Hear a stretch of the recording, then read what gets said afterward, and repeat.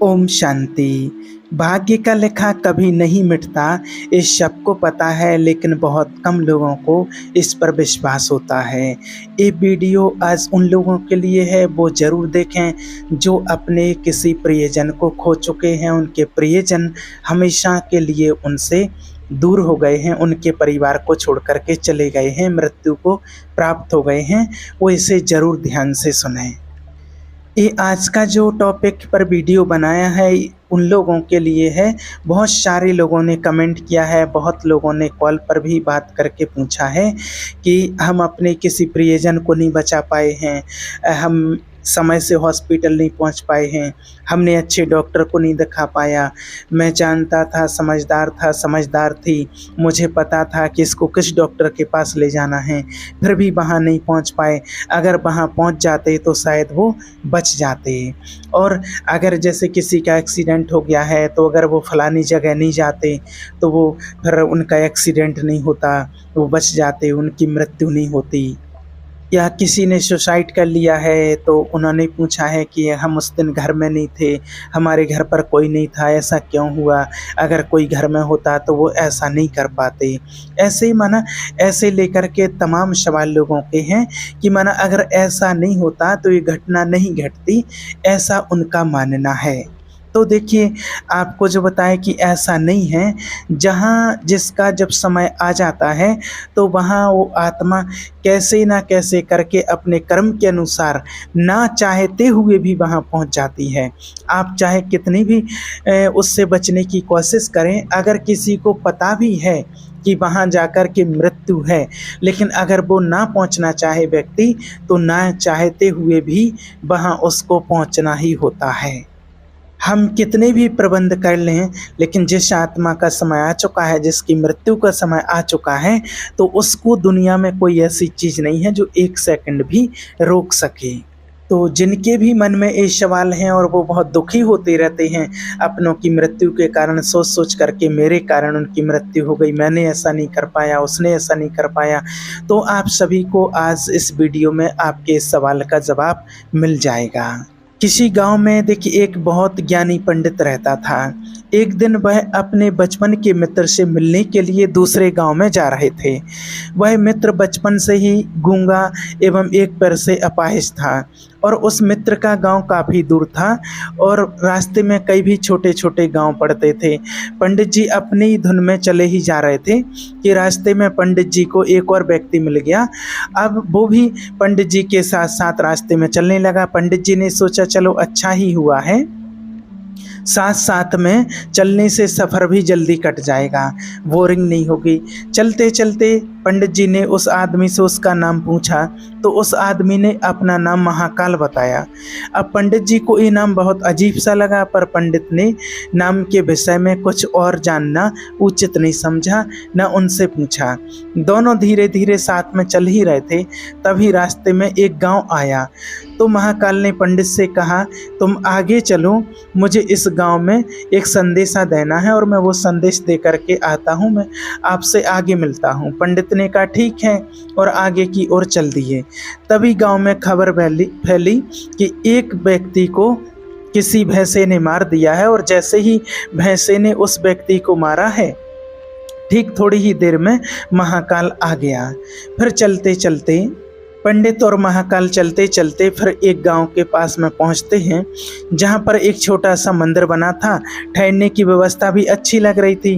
पंडित के मित्र का भी गांव वहां से काफ़ी दूर था और रात्रि भी होने वाली थी। तो पंडित ने कहा कि रात्रि होने वाली है, पूरा दिन चलते चलते थकान भी बहुत लग रही है और भूख भी लगी हुई है, तो यहीं भोजन करके आराम कर लेते हैं, सुबह आराम से आगे का सफ़र तय करेंगे। महाकाल ने भी कहा ठीक है, मुझे इस गांव में किसी को कुछ ज़रूरी सामान देना है और मैं वो सामान दे करके आता हूँ, तुम खाना खा लो और आराम करना, मैं बाद में आकर के खा लूँगा। और महाकाल चला गया और उसके जाते ही कुछ देर में उस गांव में धुआं उठता दिखाई दिया और देखते ही देखते पूरे गांव में आग लग गई। पंडित ने आश्चर्य से सोचा कि महाकाल जहाँ भी जाता है वहाँ किसी न किसी तरह की कोई ना कोई घटना जरूर घट जाती है, हानि हो जाती है, कुछ तो गड़बड़ है। लेकिन पंडित ने रात्रि में महाकाल से इस विषय में कोई जिक्र नहीं किया। सुबह दोनों ने फिर अपने रास्ते की ओर आगे बढ़ना शुरू कर दिया। कुछ ही दूरी में फिर एक गांव आया तो महाकाल ने फिर पंडित से कहा कि आप आगे चलते जाइए, मैं कुछ दूरी में मिलता हूँ, आगे चल के मिल जाऊँगा। मुझे इस गांव में भी कुछ ज़रूरी काम है, किसी से मिलना है और मैं वो काम करके आकर के आपसे आगे मिलता हूँ। यह कह करके महाकाल जाने लगा। लेकिन इस बार क्या हुआ कि पंडित आगे नहीं बढ़े और वहीं खड़े होकर के महाकाल को देखते रहे कि महाकाल आखिर जाता कहाँ है और क्या करता है। तभी लोगों की आवाज़ें सुनाई देने लगी कि किसी व्यक्ति को यहाँ पर किसी जहरीले सर्प ने काट लिया है और वो व्यक्ति मर गया है। फिर कुछ ही देर में महाकाल उस पंडित जी के पास पहुंच जाता है। लेकिन इस बार पंडित को सहन नहीं हुआ और पंडित जी ने महाकाल से पूछ ही लिया कि आप जिस गांव में जाते हो वहाँ कोई ना कोई नुकसान जरूर हो जाता है, क्या तुम मुझे बता सकते हो ऐसा क्यों होता है? तो महाकाल ने जवाब दिया, पंडित जी आप तो मुझे बहुत बड़े ज्ञानी मालूम पड़े थे, इसलिए मैं आज के साथ चलने लगा था, क्योंकि ज्ञानियों का संग बहुत अच्छा होता है। परंतु आप अभी तक समझ नहीं पाए कि मैं कौन हूँ। पंडित जी ने कहा, मैं समझ तो गया हूँ, लेकिन मुझे कुछ शंका है। अगर आप ही अपना उपयुक्त परिचय दे दें तो मुझे आसानी होगी आपको समझने में। तो महाकाल ने जवाब दिया कि मैं यमदूत हूँ और यमराज की आज्ञा से उन लोगों के मैं प्राणों का हरण करता हूँ जिनकी आयु पूरी हो जाती है, जिनकी मृत्यु का समय आ जाता है। हालांकि पंडित को इस सवाल का जवाब पहले से ही मिला हुआ था, पहले से ही उनको शंका थी, लेकिन महाकाल से इसका जवाब सुन करके और पंडित जी घबरा गए। लेकिन फिर से हिम्मत करके पंडित जी ने पूछा कि अगर ऐसी बात है तुम सचमुच में ही यमदूत हो तो अगली मृत्यु किसकी है? तो यमदूत ने जवाब दिया कि अगली मृत्यु तुम्हारे उसी मित्र की है जिससे तुम मिलने के लिए जा रहे हो, और उसकी मृत्यु का कारण भी तुम ही बनोगे।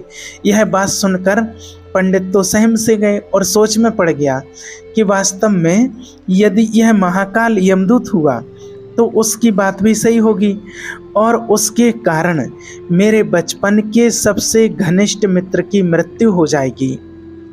इसलिए अच्छा यही होगा कि मैं अपने मित्र से मिलना ही ना जाऊं, कम से कम मैं तो उसकी मृत्यु का कारण नहीं बनूंगा। महाकाल ने कहा, जो तुम सोच रहे हो वो सब कुछ मुझे पता है, लेकिन तुम्हारे अपने मित्र से मिलने के लिए ना जाने के कारण नियति कभी बदल नहीं सकती है। तुम्हारे मित्र की मृत्यु निश्चित है और वह अगले कुछ ही क्षणों में घटित होने वाली है। महाकाल के मुंह से ऐसी बात सुन करके पंडित को झटका सा लगा, क्योंकि महाकाल ने उसके मन की बात जान ली थी, जो एक साधारण व्यक्ति के लिए संभव नहीं है। अब पंडित को विश्वास हो गया था कि यह महाकाल सचमुच में ही यमदूत है, इसलिए वह मित्र की मृत्यु का कारण ना बने, इसलिए वो पीछे की ओर मुड़ा और अपने गांव की ओर जाने लगा। परंतु जैसे ही पंडित मुड़ा, उसका मित्र तेजी से उसकी ओर आता दिखाई दिया, जो पंडित को देख करके अत्यंत प्रसन्न दिख रहा था। अपने मित्र के आने की गति को देखकर पंडित को ऐसा लगा कि जैसे उसका मित्र काफ़ी समय से उसके पीछे ही आ रहा है, लेकिन वह बचपन से ही गूंगा था और पैर से अपाहिज था, इसलिए ना तो पंडित तक पहुंच पा रहा था और ना ही पंडित को कुछ आवाज़ दे करके रोक पा रहा था। लेकिन जैसे ही वो पंडित के पास पहुंचा, अचानक उसकी मृत्यु हो गई और पंडित हक्का बक्का रहकर महाकाल की ओर देखने लगा, जैसे कि कुछ और पूछना चाह रहा हो। आखिर क्या हुआ? महाकाल ने पंडित के मन की बात समझ ली और बोला कि तुम्हारा मित्र पिछले गांव से ही तुम्हारे पीछे आ रहा था, लेकिन वह अपाहिज और गूंगा होने की वजह से तुम तक नहीं पहुंच सका। उसने अपनी संपूर्ण ताकत लगाकर तुम तक पहुंचने की कोशिश की, लेकिन बुढ़ापे में बचपन जैसी ताकत नहीं होती है, इसलिए हृदय आघात के कारण तुम्हारी मित्र की मृत्यु हो गई है, क्योंकि वो तुमसे मिलने के लिए वह अपनी सीमाओं को लांघते हुए तुमसे मिलने के लिए पीछे पीछे भाग रहा था, इसलिए अपनी मित्र की मृत्यु का कारण तुम ही बने। अब पंडित को विश्वास हो चुका था कि सचमुच ये महाकाल एक यमदूत है और उसका कार्य है जीवों के प्राण हरना। पंडित एक ज्ञानी व्यक्ति था, इसलिए यह भी जानता था कि मृत्यु पर किसी का बस नहीं चलता है। सभी जीवों को एक न एक दिन अपने निश्चित समय पर जाना ही होता है। यह सोचकर अपने आप को उसने संभाल लिया, लेकिन अचानक पंडित के मन में स्वयं की मृत्यु के बारे में जानने की इच्छा हुई। इसलिए उसने महाकाल से कहा कि जब मृत्यु मेरे मित्र की होनी थी तो तुम शुरू से ही मेरे साथ क्यों चल रहे थे।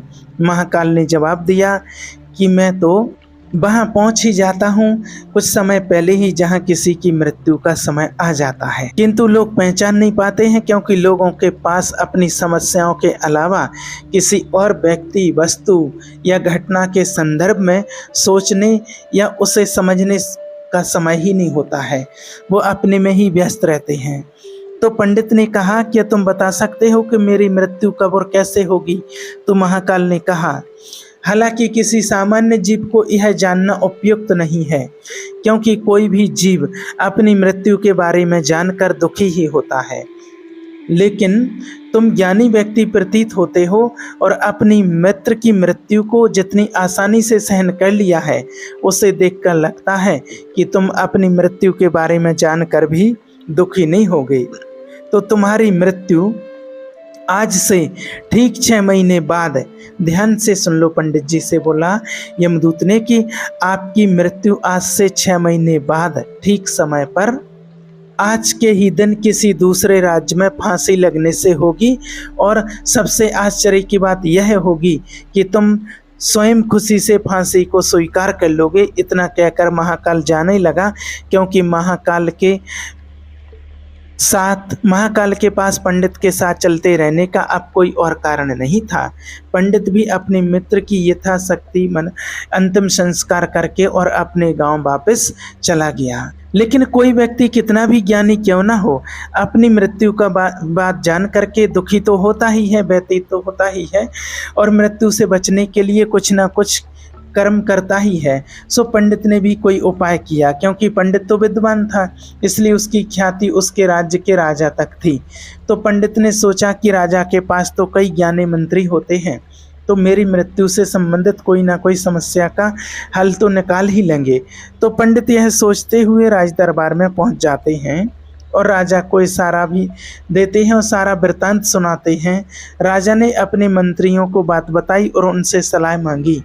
अंत में सभी ने विचार विमर्श करके बताया कि अगर पंडित की बात सही है तो उसकी मृत्यु ही 6 महीने के बाद ही होगी, लेकिन मृत्यु तब होगी जब वह किसी दूसरे राज्य में जाएगा। यदि वह दूसरे राज्य में जाए ही ना तो उसकी मृत्यु ही ना होगी। और मंत्रियों का यह सुझाव राजा को भी अच्छा लगा, तो पंडित को रहने की व्यवस्था महल में कर दी गई और राजा के आदेश के बिना उस पंडित से किसी को भी मिलने नहीं दिया जाता था। लेकिन पंडित कहीं भी आ जा सकता था, ये उसको छूट थी, ताकि ये ना लगे उनको कि राजा की कैद में है। परंतु पंडित डर के मारे स्वयं ही कहीं आता जाता नहीं था। धीरे धीरे पंडित की मृत्यु का समय नज़दीक आने लगा और वह भी दिन आ गया जब पंडित की मृत्यु होनी थी। तो जिस दिन पंडित की मृत्यु होने वाली थी, तो पंडित डर के मारे उस दिन जल्दी ही सो गया, ताकि जल्दी से वह रात बीत जाए और अगला दिन जल्दी आ जाए तो मृत्यु टल सके। लेकिन पंडित को स्वयं नींद में चलने की बीमारी थी और इस बीमारी के बारे में वह स्वयं भी नहीं जानता था, अतः राजा या किसी वैद्य को भी इस बीमारी के बारे में बताने का तो प्रश्न ही नहीं उठता था। पंडित अपनी मृत्यु को लेकर बहुत चिंतित था। और नींद में चलने की बीमारी तभी आती है जब नींद उसकी ठीक तरह से ना हो पाती हो। तो उसी रात पंडित को नींद में चलने का दौरा पड़ा, तो वह उठा और महल से निकल करके अस्तबल में गया और पंडित क्या है, राजा का खास मेहमान था, इसलिए किसी पहरेदार ने भी पंडित को रोकने की कोशिश नहीं की और ना ही कुछ पूछताछ करने की कोशिश की। इस्तबाल में पहुंचकर वह सबसे तेज घोड़े की चलने वाले घोड़े की सीट पर सवार हो गया, पीठ पर सवार हो गया और नींद में ही अपने राज्य की सीमा से पार करके किसी दूसरे राज्य की सीमा में चला गया। और इतना ही नहीं, वह दूसरे राजा के राज्य के महल में पहुंच गया और उस महल के पहरेदार ने भी उसे नहीं रोका और ना ही कोई पूछताछ की। सभी लोग रात्रि की अंतिम पहर होने के कारण नींद में थे और वह पंडित सीधे राजा के सैन्य कक्ष में पहुंचा और राजा के सैन्य कक्ष से होते हुए राजकुमारी के सैन्य कक्ष में पहुंच गया, जहां राजकुमारी सो रही थी। और वहीं राजकुमारी के पास में पंडित जाकर के लेट गया और सुबह हुई जब राजा ने देखा कि पंडित राजकुमारी के बगल में लेटा हुआ, तो ये देख करके राजा बहुत क्रोधित हुआ और पंडित को गिरफ्तार कर लिया गया। और पंडित को तो कुछ समझ में ही नहीं आ रहा था कि आखिर दूसरे राज्य में राजा के सैन्य कक्ष में कैसे पहुंच गया। लेकिन वहां ये सब कुछ सुनने वाला कौन था। राजा ने पंडित को दरबार में हाजिर करने का हुक्म दिया। कुछ समय बाद पंडित को दरबार में लाया गया। कुछ समय के बाद राजा का दरबार लगा और राजा ने पंडित को देखा और देखते ही इतना क्रोधित हुआ कि पंडित को फांसी पर चढ़ा देने का हुक्म सुना दिया। फांसी की सजा सुनकर पंडित कांप गया, फिर भी कुछ हिम्मत करके राजा से कहा, महाराज, मैं नहीं जानता कि मैं राजमहल में कैसे पहुंचा, राजकुमारी के सैन्य कक्ष में कैसे पहुंचा, मैं ये भी नहीं जानता हूं और आपके राज्य के किसी पहरेदार ने क्यों नहीं रोका। लेकिन मैं इतना जानता हूं कि आज मेरी मृत्यु होनी थी और होने भी जा रही है। राजा को ये बात सुनकर थोड़ी अटपटी लगी। उसने पूछा, तुम्हें कैसे पता है कि आज तुम्हारी मृत्यु होनी है, कहना क्या चाहते हो। राजा के इस सवाल के जवाब में पंडित ने पिछले 6 महीने की कहानी बता दी, महाकाल और उसके साथ की, और कहा कि महाराज, मैं तो क्या, किसी भी राज्य के व्यक्ति में इतनी शक्ति नहीं है कि राजा की उपस्थिति में और सैन्य कक्ष में और राजकुमारी के बाजू में जाकर के सो जाए। राजा को पंडित की बात में थोड़ी सत्यता दिखाई दी, परंतु उसने सोचा कि यह मृत्यु से बचने के लिए महाकाल और अपनी मृत्यु की भविष्यवाणी का बहाना बना रहा है। इसलिए राजा ने पंडित से कहा, यह तुम्हारी बात सत्य है और आज तुम्हारी मृत्यु का दिन है, तो ऐसा कि महाकाल ने तुमसे कहा था तो तुम्हारी मृत्यु का कारण मैं नहीं बनूंगा। लेकिन अगर बात झूठी निकली तो निश्चित ही आज तुम्हारी मृत्यु का दिन होगा, क्योंकि पड़ोसी राज्य का राजा उसका मित्र था। उसने तुरंत सिपाहियों के पास दूसरे राज्य के राजा को पत्र भेजा और पंडित की द्वारा कही गई बात की सत्यता का प्रमाण मांगा। शाम तक भेजे गए सैनिक लौटे। उन्होंने बताया कि महाराज, पंडित जो कह रहा है वो पूर्णतः सत्य है। दूसरे राज्य के राजा ने पंडित को रहने के लिए अपने ही महल में संपूर्ण व्यवस्था कर रखी थी और पिछले 6 महीने से पंडित राजा का मेहमान बनकर के रह रहा था। अब राजा इस पंडित के अंतिम बार इसके सैन्य कक्ष में मिले थे और इसके बाद इस राज्य में कैसे पहुंच गया इसकी जानकारी किसी को भी नहीं है। इसलिए उस राज्य के राजा के अनुसार पंडित को फांसी की सजा देना उचित नहीं है। लेकिन राजा के लिए भी एक नई समस्या आ गई, क्योंकि उसने बिना कुछ जाने ही पंडित को फांसी पर चढ़ाने की सजा सुना दी थी। इसलिए अगर फांसी ना दी जाए पंडित को तो राजा के कथन का अपमान हो जाए, और अगर राजा के द्वारा दी गई सजा का मान रखा जाए तो पंडित की बिना वजह ही मृत्यु हो जाएगी। राजा ने अपने सभी मंत्रियों से इस बात की चर्चा की। सभी मंत्रियों ने सुझाव दिया कि पंडित को एक कच्चे सूत से फांसी लगवा दी जाए, जिससे आपके कथन का भी मान रह जाएगा और कच्चे सूत के धागे से पंडित को भी फांसी नहीं होगी और उसके प्राण भी बच जाएंगे। राजा को यह सुझाव अच्छा लगा। उसने ऐसा ही आदेश सुना दिया। पंडित के लिए कच्चे धागे की सूत का फांसी का फंदा बनाया गया और नियम के अनुसार पंडित को फांसी पर चढ़ाए जाने लगा। और सभी लोग खुश थे कि ना तो पंडित मरेगा और ना ही राजा का वचन झूठा पड़ेगा। पंडित को भी विश्वास था कि सूत के धागे से तो उसकी मृत्यु हो ही नहीं सकती है। इसलिए वह भी खुशी खुशी फांसी पर चढ़ने को तैयार था। जैसा कि महाकाल ने उसे कहा था, तो क्या हुआ, जैसे ही पंडित को फांसी दी गई तो सूत का धागा तो टूट गया, लेकिन टूटने से पहले वो सूत के धागे ने अपना काम कर दिया था। पंडित के गले की नस सूत के धागे से कट चुकी थी और पंडित जमीन पर पड़ा तड़प रहा था। हर धड़कन के साथ उसके गले से खून की फुहार भी निकल रही थी और देखते ही देखते पंडित का शरीर पूरी तरह से शांत हो गया। सभी लोग आश्चर्यचकित थे कि पंडित को मरते देख रहे थे। किसी को विश्वास नहीं हो रहा था कि इस कमजोर से धागे से किसी की मृत्यु हो सकती है क्या, लेकिन घटना घट चुकी थी। नियति ने अपना काम कर दिया था। जो होना होता है वो होकर ही रहता है। हम चाहे जितनी भी सावधानियां बरतें, चाहे कितना भी उपाय कर लें, लेकिन हर घटना और घटना का पूरा प्रणाली पहले से ही तय होता है। वो अपने समय पर घटना घट करके ही रहती है। इसलिए आप जो दुखी हैं इन बातों से कि हमारे कारण ऐसा हो गया है, ऐसा हो गया, हमारे प्रियजन चले गए हैं, तो इस कहानी से आपको बहुत अच्छी सीख मिली होगी और आपको अपने सवाल का जवाब भी मिल गया होगा। इसलिए आप निश्चिंत रहें, किसी भी प्रकार से दुखी ना हों। इसीलिए भगवान ने हमें भविष्य जानने की क्षमता नहीं दी है, ताकि हम अपने जीवन को ज़्यादा बेहतर तरीके से जी सकें। और यही बात उस पंडित पर भी लागू होती है। यदि पंडित ने महाकाल से अपनी मृत्यु के बारे में ना पूछा होता तो 6 महीने राजा की कैद में रह कर के हो सकता है डर डर से जीने की बजाय ज़्यादा बेहतर जिंदगी जीता। इसलिए आप निश्चिंत रहें कि ऐसा क्यों हो गया हमारे साथ, हमारे प्रियजनों के साथ, उन्होंने ऐसा क्यों कर लिया। वो उनका एक समय आ जाता है आत्मा का, तो उनके अपने समय के अनुसार उस आत्मा को वैसा करके शरीर छोड़ के उस आत्मा को जाना ही पड़ता है। इसलिए आप निश्चिंत रहें, अच्छे कर्म करते रहें तो आपका भाग्य, आपकी किस्मत भी अच्छी और श्रेष्ठ बनेगी। ओम शांति।